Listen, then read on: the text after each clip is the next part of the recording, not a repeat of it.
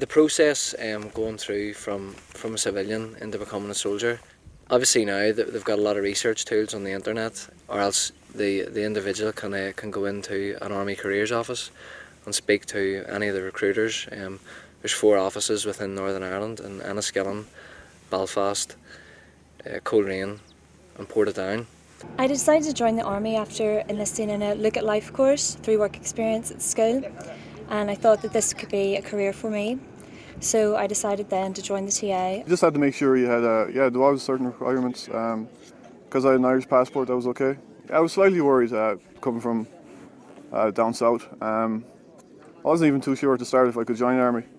But as soon as I went into the office, found out all the details, and they were very good to me. I went to my local careers office and I just said I wanted to join the army. I didn't know there was all types of different jobs, and they said, right, we'll have a look at your GCSE results and do the BARB test and see what way we can go from there. So I done that, got a good score on my BARB test, had good results in my GCSEs, and they came out with a whole list of different jobs that I could do.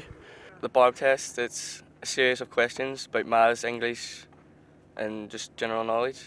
It gives you a mark and they can tell you what type of jobs you can get in the army. My heart was set on going to the Royal Irish, but when I went to the recruiting office, the recruiter actually explained to me that there was a lot more to do in the army. Before I joined, I had to work on my fitness to get my fitness up to a level which I thought was good enough. But whenever I went from selection, I was quite surprised that they weren't asking for you to be like a superhero. My job in Civvy Street was joinery. I liked it quite a bit, but it was just the same boring stuff over and over. So, and I knew from my mates telling me things and my family telling me things about the army that you go all over the world and you wouldn't be doing the same stuff every day.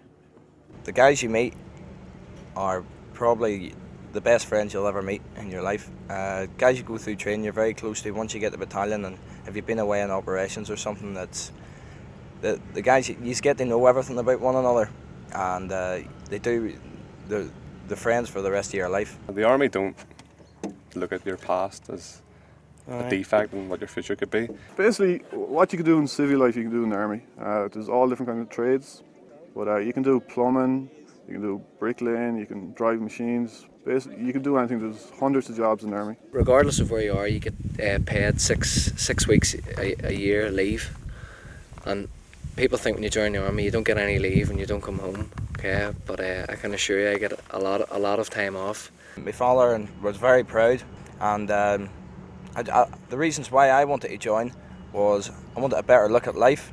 They were happy because they knew I wanted to do it. They knew if I was going to join the army, it would be the British Army, because they knew I wanted that excitement, and they knew I wanted to travel. So yeah, they're very happy for me. They were excited as well. They were worried as well, of course, because they knew British Army operates all over the world, some dangerous places and some not so dangerous places. But yeah, they were happy. I mean, we were doing so much in training that I didn't even get time to be homesick. And before you know it, I mean, 5 months is up, and that's it. You passed out and you go home again. You get plenty of leave as well, so you don't really miss home. But I found it easy because in Bazenborn, where I started out at, everybody there was 16, 17. We were all the same age, so you know it wasn't like you were some little 16-year-old amongst a group of 20-odd-year-olds and you were this wee kid that had just left home. Everybody was in the same boat. Having to speak to parents or advise parents on the issue of their son or daughter maybe joining the army, I would firstly let them know that they're getting into a different type of family, where they've always got someone to look up to, and they've always got someone to ask, you know, is it okay if I do this, or am I doing the right thing? And there's always people to give you advice. Do it.